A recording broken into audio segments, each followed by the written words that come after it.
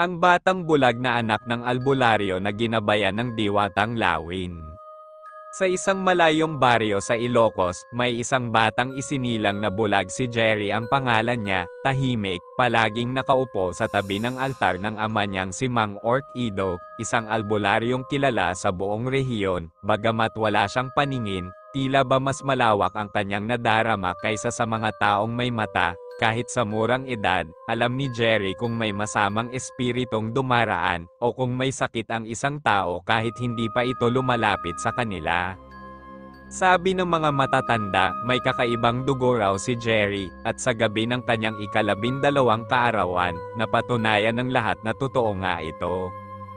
Habang ang buong baryo ay natutulog sa ilalim ng malamlam na buwan, biglang nagising si Jerry, nakaupo siya sa papag, nanginginig at may tinig na umuukilkal sa kanyang tenga, isang tili ng bata, isang ungol ng hayop, at isang aninong dumaraan sa hangin. May parating, tay, mahina niyang sabi, isang halimaw, hindi siya tao, hindi rin aswang. Napatingin si Mang Orquido, hindi na siya nagtanong, kinuha niya ang itim na langis, pinahiran ang noo ni Jerry, at binuksan ang kaong pinaglalagyan ng orasayon ng kanilang angkan. Sa huling pagkakataon, nilapitan niya ang anak at bangulong. Anak, darating ang diwatang Lawin, siya ang gabay mo. Kapag narinig mo ang huni niya, huwag kang lalayo, dahil ikaw lang ang kayang humarap sa nilalang na yon, tanging ikaw. Nang sumikat ang araw, isang dambuhalang lawin ang humuni sa ulap, walang nakakita kundi si Jerry, ngunit alam ng lahat na kakaiba ang araw na iyon, biglang nagdilim ang paligid kahit tanghali, ang mga hayop ay tila kinilabutan, ang hangin ay nanlamig, lahat ay napatingin sa bundok, ang bundok Pinaing, na ayon sa alamat ay tirahan ng nilalang na kilala sa pangalang Talagog. Si Talagog, ayon sa matatanda, ay isang dating tao na sinumpa ng mga espiritu ng kalikasan, may mata ito sa likod ng ulo, dila na parang ahas, at buntot na bakal. Tuwing ika-7 taon, ito'y gumigising upang manghuli ng bata at lumunin ang kaluluwa nito, at ngayong gabi, ika-7 taon na ulit.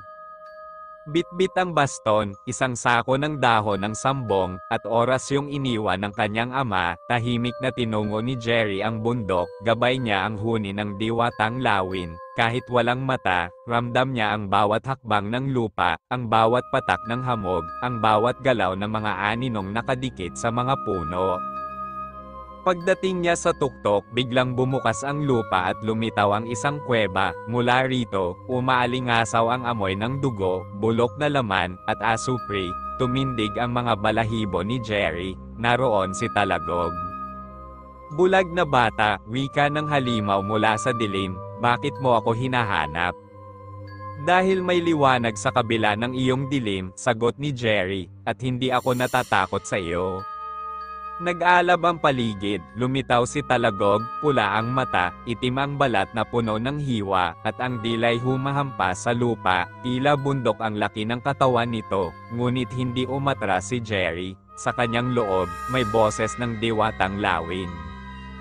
Hindi mo kailangang makakita, Jerry, dahil sa puso mo, nariyan ang mata ng kaluluwa. Itinaas niya ang kanyang kamay, at mula sa kanyang dibdib ay nagliwanag ang hugis ng isang lawin. Umalangaw-ngaw ang matinis na huni. Ang diwatang lawin ay bumaba mula sa ulap, bumalot sa katawan ni Jerry, at nagbigay sa kanya ng panandaliang paningin, ngunit hindi sa mata, sa isipan. Nakita ni Jerry ang tunay na anyo ni Talagog, isang dating bata, inabandona, sinaktan, at nilamon ng sariling galit. Hindi ito halimaw sa simula, ito'y kaluluwang nagutom sa awa. Patawarin mo ang mundo, bulong ni Jerry habang hawak ang sambong. Itinapon niya ang dahon sa apoy, at inusal ang matandang orasayon. Kaluluwa ng gabi, tanggapin ang liwanag, diwa ng dilim, isara ang pintuan, bumalik sa iyong pinagmulan. Sumigaw si Talagog, nanginginig ang bundok, ngunit sa huli, nilamon ito ng sariling anino, nagsara ang kuweba, at nawala ang dilim. Nagising si Jerry sa paanan ng bundok, bitbit ang isang balahibo ng lawin na may gintong gilid, tila ba tanda ito ng kanyang tagumpay. Pagbalik niya sa baryo, walang batang nawala sa gabing iyon, unang beses sa kasaysayan ng Ilocos na walang gin ang bala ang nilalang sa bundok Pinaing, hinangaan si Jerry, ngunit tumanggi siyang tanggapin ang parangal. Hindi ako bayani, ani Jerry, ako'y gabay lamang, ang tunay na bayani, ay ang liwanag sa puso nating lahat, mula noon, tuwing kabilugan ng buwan, may huni ng lawin na pumapailan lang sa itaas ng bundok, at si Jerry, ang batang bulag, ay kilala sa buong Ilocos bilang tag-akita ng kadiliman. Lumipas ang ilang taon, si Jerry ay binata na, ngunit nanatiling tahimik at mapagkumbaba, hindi na niya kailanman muling nasalayan ang diwatang lawin, ngunit sa kanyang panaginip, minsan-minsan, naririnig niya pa rin ang matinis nitong huni, tila ba isang paalala na hindi pa tapos ang kanyang tungkulin. Hanggang isang gabi ng bagyo, lumapit sa kanya ang isang babae, basa, nanginginig, at may dala-dalang sanggol. Tulong, pakiusap, may sumusunod sa amin, garalgal ang tinig nito. Tinanggap ni Jerry ang sanggol at agad nadama ang kakaibang init mula rito, hindi ito karaniwang bata, ang puso nito ay tumitibok ng marahan, tila umaayon sa pintig ng mga espirito sa paligid, nang hawakan niya ito, biglang nanlamig ang hangin, mula sa malayo, may narinig siyang sigaw, isang mapanlinlang na tinig na may halakhak ng impyerno. "Diyan ka na naman, Talagog," bulong ni Jerry, ngunit agad niyang napagtanto, hindi na ito si Talagog, iba na, mas malakas, mas matanda, mas gutom.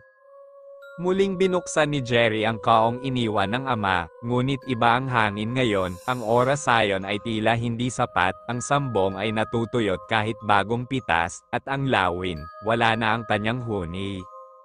Nagpatawag ng pagpupulong si Jerry sa mga matatanda ng baryo, lahat ay takot, may darating na panibagong dilim, wika niya, at hindi ito basta halimaw, isa itong nilalang na isinilang sa takot at sumpa ng buong lahi natin. Isinalaysay niya ang alamat ng Sumang Pula, isang diwata ng dugo, isinumpa ng kalikasan matapos niyang ipagkanulo ang mga espirito para sa kapangyarihan, sinasabing muling isisilang ang kanyang anyo sa katauhan ng isang sanggol, kung hindi ito agad male iligtas, ito'y lalaki at magiging bagong katawan ng kasamaan. Ang sanggol na ito, siya ang piniling katawan, pahayag ni Jerry, ngunit kaya pa nating baguhin ang kanyang kapalaran. Sa gabing iyon, sa gitna ng ulan at kulog, isinagawa ni Jerry ang ritual ng pagwawasto ng landas, sa gitna ng altar, pinatungan niya ng abo ng sinaunang dahon ang noo ng sanggol, habang binibigkas ang oras ayon ng pagbabago, ngunit bago niya ito matapos, dumating ang nilalang. Ang Sumang Pula, walang anyo ng tao, isang ulap ng dugo na may hugis ng babae, may pakpak na sinlaki ng kalabaw, at mga matang lumuluha ng itim na likido. "Hindi mo ako mapipigil," bulag, sigaw nito, "ang iyong liwanag ay wala na." Ngunit tumayo si Jerry, tangan ang balahibo ng diwatang lawin, baka nga wala na siya sa mundo, pero ang alaala niya, nasa puso ko pa rin. Itinindig niya ang balahibo, at isang huni ang biglang bumalot sa hangin, hindi malakas, ngunit malinaw, mula sa abo ng altar, tumindig ang anyo ng isang liwanag, ang kaluluwa ng diwatang lawin, muli siyang bumalik, kahit saglit lamang. Isang labanan ng liwanag at dilim ang sumiklab sa loob ng maliit na kubo, sumabog ang mga bintana, umangat ang lupa, at parang nilindol ang buong baryo, ngunit sa huli, sa gitna ng huni ng lawin at iyak ng sanggol, umalingaw-ngaw ang huling sigaw ng Sumang Pula, hanggang sa ito'y mapunit sa ere at mawala. Bumalik ang katahimikan, ngunit pagtingin nila kay Jerry, ito'y nakahandusay, walang malay, sa kanyang kamay, na natiling mahigpit na nakahawak ang balahibo ng lawin. Siya ang humigop ng kadiliman, sabi ng matandang babae, at ibinalik ito sa pinagmulan. Nagising si Jerry matapos ang 3 araw, ngunit wala na siyang boses. Sa bawat pagtatangkang magsalita, isang munting huni ng lawin na lamang ang lumalabas sa kanyang bibig. Hindi na siya nagsasalita, ngunit sapat na ang kanyang presensya. Sa mga mata ng mga tao, si Jerry na ngayon ay hindi lamang tag-akita ng kadiliman, kundi bantay ng baryo, ang bulag na albularyong may tinig ng diwata. At sa tuwing uulan sa Ilocos, sinasabi ng mga bata na maririnig mo ang kakaibang huni ng lawin sa tabi ng kubo ni Jerry. Hindi ito nakakatakot, kundi paalala na may isang nilalang na nagbabantay, tahimik, bulag, ngunit mas nakakakita kaysa kahit sino. Lumipas ang ilang buwan matapos ang gabi ng kaguluhan. Tahimik na muling namuhay ang baryo, ngunit ang katahimikan ay hindi tanda ng kapayapaan, bagkus, tila ito'y panandali ang paghinto ng isang malalim na paghinga ng kalikasan bago ang muling pagbugso ng unos. Si Jerry, bagamat hindi na muling nakapagsalita, ay patuloy na gumaganap sa kanyang tungkulin. Tuwing gabi, nakaupo siya sa harap ng altar, hawak ang balahibo ng lawin, binabantayan ang sanggol na pinangalanan niyang Dahlia, mula sa salitang Ilocano na nangangahulugang pag-asa. Ngunit may napansin si Jerry, tuwing sasapit ang 2:00 ng madaling araw, bumabangon si Dahlia sa kanyang duyan, nakadilat, ngunit hindi gumagalaw, at ang mga mata nito'y hindi tulad ng isang sanggol, maliwanag, matanda, parang may ibang kaluluwang nakasilip sa loob. Sa panaginip ni Jerry, muling lumitaw ang diwatang lawin, ngunit ngayon ay may sugat na sa pakpak, duguan ang mga balahibo, at ang huni nito'y may lungkot. Mas mahigit hindi pa tapos ang sumpa, wika ng diwata, ang katawan ng bata ay nailigtas, ngunit ang anino ng sumang pula ay nakahanap ng ibang sisidlan sa katawan ng isang nilikhang hindi tao, hindi rin hayop. Pagkagising niya, nabalot ng kaba si Jerry, agad niyang inutusan ang kanyang alalay, si Commando, na hanapin ang dating kuweba ng mga babaylan sa gilid ng bangin ng San Elias, isang lugar na matagal nang isinarado ng panahon at takot. Sa loob ng kuweba, natagpuan nila ang mga sinaunang ukit sa bato, mga simbolo ng diwata, halimaw, at isang kakaibang nilalang, kalahating ibon, kalahating anino, nakasaad sa sulat. Mas mahigit kung ang pusong may sumpa ay hindi na isara ng liwanag, ito'y hahanap ng sisidla na walang laman, isang nilalang na pinaglihi sa takot o isinilang sa pagitan ng buhay at patay. Naalala ni Jerry ang kakaibang hayop na nakita niya isang gabi, isang puting aso na may pulang mata, laging nasa gilid ng kubo, hindi ito kumakain, hindi rin natatakot sa anuman, at sa tuwing umiiyak si Dahlia, bigla itong sumusulpot, tahimik, nakatitig sa sanggol. Dito niya naunawaan, ang aso ay hindi tunay na hayop, isa itong anino, ang tagapagbantay ng sumpa, at ang tanging paraan upang tuluyang maputol ang koneksyon ng sumang pula kay Dahlia ay ang tuluyang sirain ang nilalang na ito. Isinagawa ni Jerry ang huling orasayon, isang ritual ng pagpapaalis, gamit ang tinatawag na panata ng apoy, mula sa sinaunang aklat ng kanyang ama. Sa gitna ng gabi, inilatag niya ang abo, asin, at pinaghalong dugo ng agila at halaman ng dilang bakal sa paligid ng kubo. Ngunit biglang bumayo ang hangin, kumulog, at sa madilim na gilid ng kagubatan, sumambulat ang apoy, lumitaw ang nilalang. Hindi na ito aso, isa na itong nilalang na parang anino ng babae, nakabalot sa puting balahibo, ngunit may matang pulang-pula, ang aninong aso ng sumpa. Tumayo si Jerry sa gitna ng apoy. Wala siyang mata upang makakita, wala siyang bibig upang magsalita. Ngunit sa kanyang dibdib, ang alaala ng diwatang lawin ay sumiklab. Taangan ang balahibo, itinaas niya ito, at sa huling sandali, isang malakas na sigaw ng lawin ang umalingaw-ngaw sa langit, ang lupa'y naghiwalay, ang apoy ay lumiyab pataas, ang nilalang ay nagsisigaw. Mas mahigit hindi mo mauunawaan ang sumpa, bulag, isang araw, babalik ako, at ang batang iyan, siya ang magiging huling apoy ng dilim. At sa huling kisap ng liwanag, ang anino ay napiunit, naging abo, at naglaho sa hangin. Pagkatapos ng gabing iyon, si Dahlia ay tahimik nang natulog, walang muling pagkadilat sa madaling araw, ang kanyang mata ay mata na ng isang bata, wala na ang aninong nakasilip sa likod nito. Ngunit si Jerry, mula noon, ay hindi na muling nakita, sa kubo niya, tanging ang balahibo ng lawin ang naiwan, nakatayo sa gitna ng altar, parang bagong tumubo, tila buhay, at tuwing sasapit ang gabi ng bagyo sa Ilocos, sa bawat ihip ng hangin, maririnig ang huni ng lawin, hindi lang isa, kundi dalawa, isang diwata, isang bulag, at isang sanggol na may pag-asang hindi kailanman masasakop ng dilim. 5 taon ang lumipas, sa kabila ng katahimikan ng baryo, may mga gabi pa ring lumalakas ang hangin kahit walang bagyo, at sa gitna ng ulan at kulog, may iisang huni pa ring umaalingaw-ngaw mula sa kagubatan, tila huni ng isang lawin, ngunit may ibang timpla, matalim, malalim, at may bahid ng galit. Si Dahlia, na ngayoy 7 taong gulang na, ay aking matalino at tahimik, ngunit may kakaiba sa kanya, madalas ay tila may naririnig siyang hindi naririnig ng iba, at ang kanyang anino ay hindi sumusunod sa sikat ng araw, parang may sariling isip, gumagalaw kahit hindi siya gumagalaw. Isang gabi, habang tulog ang buong baryo, isang matandang lalaki ang dumating, pilay ang paa, nakasuot ng balabal, at may tanggang-tanggang baston na gawa sa kahoy ng samp-init, ang kanyang mga mata ay natatakpan ng telang pula. Siya ba ang bata? Tanong ng matanda kay Camondo, na ngayoy ang tagapangalaga ni Dahlia. Napatingin si Camondo, sa kanyang harapan, alam niyang si Jerry ang nakatayo, ngunit hindi na ito ang dating batang kilala niya, ang tindig nito'y parang punong matanda, ngunit ang lakas ay naroon pa rin, sa kanyang paligid, tila may hangin na gumagalaw na hindi galing sa kalikasan, kundi sa diwang taglay niya. Oo, ngunit hindi ko na siya maprotektahan, ka Jerry, may bumubulong sa kanyang panaginip at may aninong sumusunod sa kanya kahit sa araw.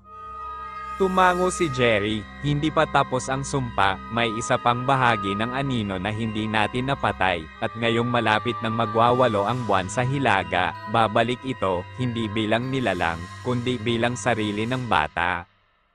Gabi ng pagbabalik ng anino sa gitna ng ulan, isang malakas na lindol ang yumanig sa San Elias, mula sa sapa, biglang sumirit ang itim na usok, ang langit ay biglang dumilim, at sa gitna ng alingaw-ngaw ng kulog, may boses na bumulong sa lahat ng gising. Mas mahigit ang apoy ng dilim ay muling maglalakad, sa katawan ng liwanag, si Dahlia ay bumangon mula sa kanyang higaan, ang kanyang mga mata ay puti, walang balintataw, ang kanyang mga kamay ay tila nadungisan ng abo, sa kanyang likod, ang anino niya ay lumalaki, nagkakaroon ng anyo, mukha ng babae, leeg ng ibon, at pakpak na yari sa usok. Nagising si Camondo at agad na kinuha ang pamana ni Jerry, ang panata ng apoy, ngunit bago niya ito mabigkas, itinapon siya ng anino sa pader ng kubo. Dumating si Jerry, naglakad siya sa ulan, pilay, ngunit hindi bumabagal, tanggan ang baston ng samp-init at balahibo ng diwatang lawin, humarap siya sa batang sinaniban ng anino. Dahlia, sigaw niya, kung nandyan ka pa, makinig ka, hindi ikaw ang anino, hindi ikaw ang dilim. Ngunit ang bata ay ngumiti, ang kanyang bibig ay nagsalita ng boses ng babae. Mas mahigit ikaw na lang ang kulang, Jerry, isang huling sakripisyo, isang huling liwanag upang ako'y ganap na mabuhay. Lumindol muli, mula sa anino ng bata, lumitaw ang aninong lawin, ang bagong anyo ng sumang pula, mas malakas, mas malupit, nakatayo ito sa itaas ng kubo, umiikot, nakikipaglaban sa mga espiritong umaaligid sa lugar. Mula sa langit, isang liwanag ang bumagsak, isang figurang gawa sa liwanag, may pakpak ng ginto, ang diwatang lawin, bumalik, ngunit ngayong sugatan, pagod, at tila huling sandali na niya ito. Jerry, bulong niya, ang huling laban ay hindi sa dilim, kundi sa sarili mong takot. Tumayo si Jerry, hinubad niya ang telang nakatikip sa mata, wala na siyang mata, puro sugat na lang ang natira, ngunit sa gitna ng kawalan ng paningin, nakita niya ang totoong anyo ng anino, isang batang babae, umiiyak, nalilito. Dahlia, ako ito, hindi ikaw ang nilalang, ikaw ay liwanag, anak ka ng liwanag. Mas mahigit tulong, mahina ngunit malinaw ang bulong ng tunay na Dahlia mula sa loob. Itinaas niya ang baston, at pinagsama ang balahibo ng lawin sa kanyang dugo, isang sinaunang orasayon ang kanyang binigkas, mula sa puso, mula sa alaala ng kanyang ama, mula sa gabay ng diwata. Mas mahigit sa ngalan ng apoy, liwanag, at dugo, bawiin ang aninong lumamon sa katawan ng inosente. Nagliyab ang buong paligid, nagbanggaan ang dalawang puwersa, ang aninong lawin at ang diwatang sugatan. Sa gitna nila, si Jerry, nagsilbing tulay ng liwanag, ang kanyang katawan ay unti-unting nadurog, hindi sa sakit, kundi sa pagkapagod ng kaluluwa. Ngunit sa huling sigaw ng kanyang puso, isang alingawngaw ng tinig ang pumuno sa paligid. Mas mahigit, Dahlia, ikaw ay malaya na pumutok ang anino sa himpapawid, naging liwanag, naging alikabok, nawala. Si Dahlia ay bumagsak sa lupa, payapa, ang kanyang mata ay muling naging mata ng bata, ngunit si Jerry, ay nawala na naman. Wala ng katawan, wala ng bakas, ngunit sa altar ng kanilang kubo, may bagong tumubo, isang pakpak ng lawin, ginto, buhay, at may hawak na bulaklak ng samp-init. Sa tuwing darating ang gabi ng haning lawin, may tatlong tinig ng maririnig, isa mula sa diwata, isa mula sa sagradong boses ng isang bulag, at isa mula sa batang minsang binalot ng dilim, ngunit piniling manatili sa liwanag. Ilang araw na ang lumipas mula sa gabing nagliyab ang kalangitan at sumabog ang anino sa himpapawid, hindi ito isinulat sa kasaysayan, ngunit ang mga puno sa paligid ng sapa ay nasunog ng hindi naiintindihan ng mga taga-baryo kung paano. May ilan sa kanila ang nagsabing panaginip lang iyon, ngunit si Dahlia, na ngayon ay muling nakakakita, ang patunay na totoo ang lahat. Ngunit may isa pang di pa natatapos, sa gabi ng ikatlong buwan pagkatapos ng laban. Habang natutulog si Dahlia, muling gumapang ang malamig na hangin mula sa kabundukan, hindi na ito tulad ng dati, hindi kasanlakas o kasantalam, ngunit may hatid na buntong hininga, isa, dalawa, tatlong ulit, hanggang sa dumilat si Dahlia. Sa kanyang pintuan, may nakatayong pigyera, hindi ito tao, ngunit hindi rin ganap na espiritu, parang aninong naiwang bukas ang pinto ng daigdig ng mga kaluluwa. Hawak nito ang isang kwintas, gawa sa balahibo ng lawin at buhok ng tao. Nasa iyo ang huling bahagi, sabi ng pigyera, ang puso ng anino ay di pa ganap na naglaho, nananahan ito sa isang bagay, isang alaala. Anong ibig mong sabihin? Tanong ni Dahlia, nanginginig. May natirang puwang sa puso ng liwanag, kung hindi mo ito pupunan, babalik siya, hindi bilang nilalang, kundi bilang panibagong ikaw. Kinabukasan, sinamahan siya ni Camondo sa gilid ng sapa kung saan unang lumitaw ang sumang pula, wala na ang usok, ngunit sa ilalim ng tubig, may kantab na bagay, isang mata na tila gawa sa kristal, kulay abo, at hindi gumagalaw. Diyan nahulog ang kanyang puso, bulong ng diwatang lawin, na muling lumitaw, ngunit ngayon ay isa na lang tinig sa hangin. Dapat ko ba itong sirain? Tanong ni Dahlia. Kung sisirain mo ito, mawawala ang lahat ng alaala mo sa kanya, pati si Jerry, at kung hindi, babalik siya sa ibang anyo, mas tahimik, mas mapanira. Tumayo si Dahlia sa gitna ng sapa, hawak ang mata ng anino, sa kanyang kaliwang palad, hawak niya ang bulaklak ng samp-init, na ngayon ay parang apoy na asol. Sa kanyang likuran, naroon si Camondo, hawak ang baston ni Jerry. Kung ako'y magpapasya, wika ni Dahlia, hindi ko pipiliing kalimutan. Itinaas niya ang mata ng anino, at sa halip na durugin, inilagay niya ito sa gitna ng bulaklak ng samp-init, agad itong nagliyab, hindi upang mamatay, kundi upang isilang muli.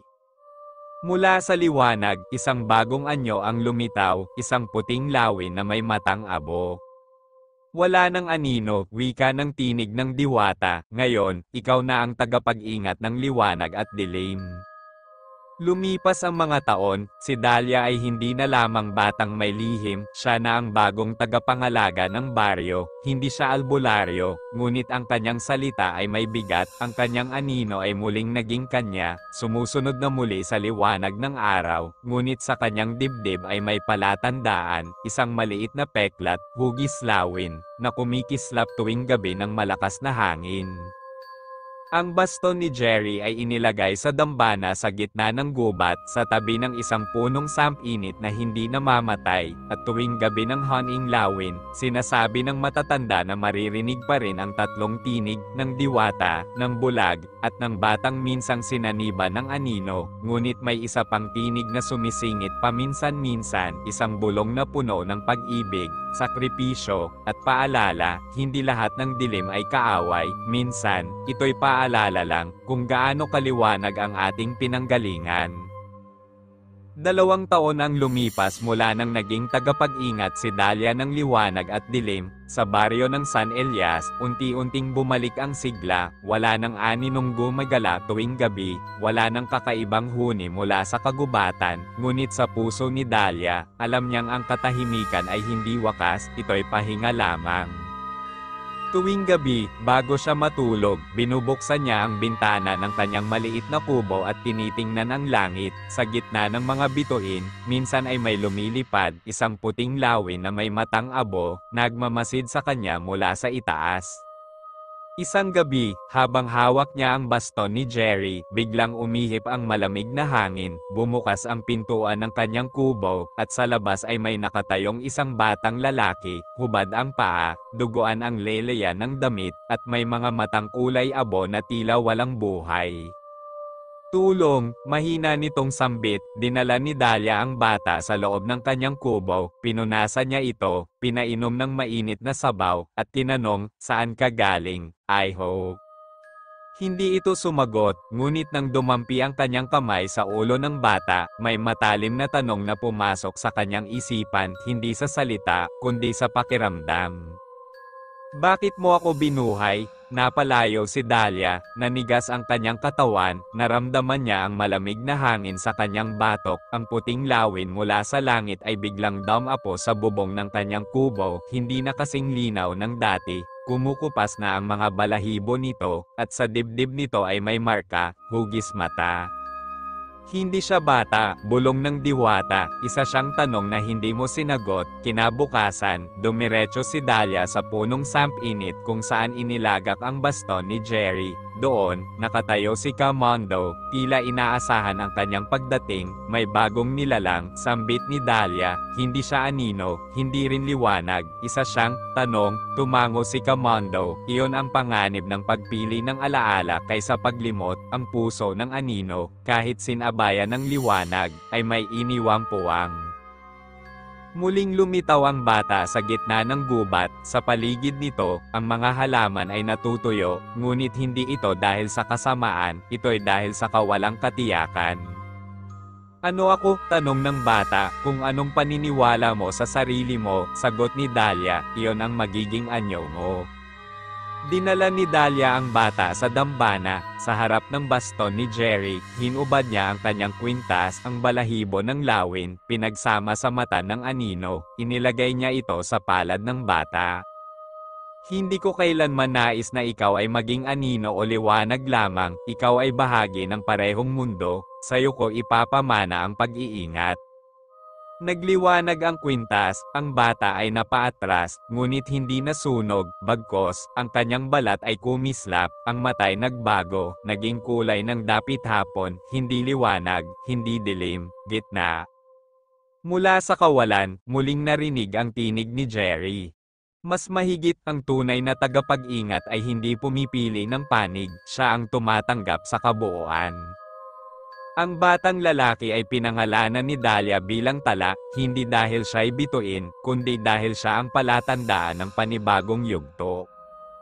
Sa loob ng San Elias, ang mga bata ngayon ay natututo ng bagong aralin, na sa bawat dilim ay may ugat ng liwanag, at sa bawat liwanag ay may aninong nagbabantay, at si Dahlia, hindi na batang ginabayan ng diwata, ay ngayoy ginagabayan ng kanyang sariling karunungan.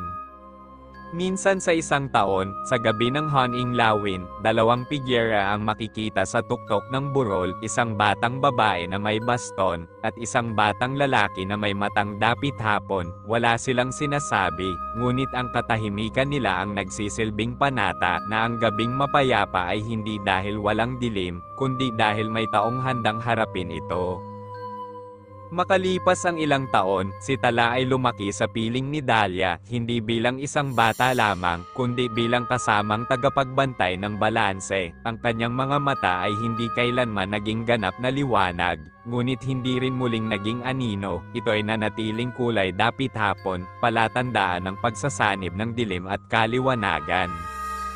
Ngunit sa isang umagang tahimik, isang puting balahibo ng lawin ang lumapag sa dambana ng Samp-Init. Isa itong hudyat na ang diwatang lawin, ang huling espiritong gumabay sa kanila, ay tuluyan ng naglaho sa kalangitan. Nagsimulang lumamig ang paligid, hindi dahil sa panibagong banta, kundi dahil may isang kabanatang lubusang nagtatapos.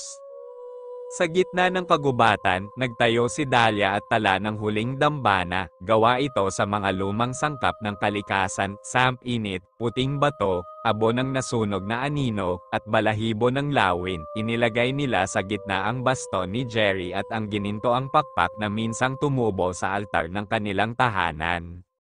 Sa bawat dulo, may simula, bulong ni Dahlia. Tulad ng dapit hapon, sagot ni Tala, na hindi ganap na gabi, pero hindi na rin umaga. Tumango si Dahlia, at tulad ng tao, hindi kailanman purong liwanag o purong dilim, lahat tayo ay gitna. Sa huling pagkakataon, umakyat si Dahlia sa tuktok ng burol kung saan unang narinig ang huni ng diwatang lawin. Doon siya naupo, tahimik, habang si Tala ay nasa paanan, nagmamasid. Hindi ito isang araw ng pag-atake, ni isang gabi ng tagumpay. Isa lamang itong simpleng gabi, kung kailan ang katahimikan ay hindi na nakakabingi, kundi nakaaliwalas. Mula sa kanyang dibdib, tinanggal ni Dahlia ang huling bakas ng kanyang kapangyarihan, ang maliit na palatandaan ng lawin, kumikislap pa rin tuwing humihip ang hangin. Inilagay niya ito sa kanyang palad, saka pinakawalan sa hangin. Lumipad ito, sumayaw sa liwanag ng buwan, at tuluyang naglaho sa alapaap. Ilang araw ang lumipas, hindi na muling nakita si Dahlia sa baryo, ngunit walang lungkot ang Bum-A-Lot sa mga tao. Alam nilang ang kanyang paglisan ay hindi pagkamatay, ito'y pagbalik, sa kalikasan, sa liwanag, sa aninong kanyang tinanggap, sa tinig ng kanyang ama, sa gabay ng kanyang diwata, sa alaala ng bulag na minsang lumaban para sa kanya. At si Tala, ngayon nasa hustong gulang, ay tumindig sa dambana. Nakatayo siya ng buong tapang, matay tahimik ngunit alerto. Sa kanyang kamay ay bagong anyo ng baston, pinagsamang kahoy ng Samp-Init at ugat ng punong lawin. Ako na ngayon ang tagapangalaga, at mula sa kagubatan, isang huni muli ang narinig. Hindi na ito ang matinis na huni ng babalang panganib, kundi ang malumanay na tunog ng pagkakaisa. Kapag ang gabi ay tahimik at ang hangin ay malamig, may mga matandang nagsasabi na sa San Elias, maririnig pa rin ang apat na tinig. Ang tinig ng diwata na humyuni sa gitna ng bagyo, ang tinig ng bulag na albularyo na isinakripisyo ang sarili, ang tinig ng batang minsang sinaniba ng anino, at ang tinig ng batang sumilang mula sa tanong. Lahat sila'y alingaw-ngaw ng parehong aral, na ang liwanag ay hindi palaging pagkalimot sa dilim, kundi pagtanggap na kahit sa gitna ng anino, may pag-asa pa ring tumingala sa langit. Maraming salamat po sa inyong pakikinig. Huwag kalimutan mag-subscribe para sa update sa mga bagong kwento paparating.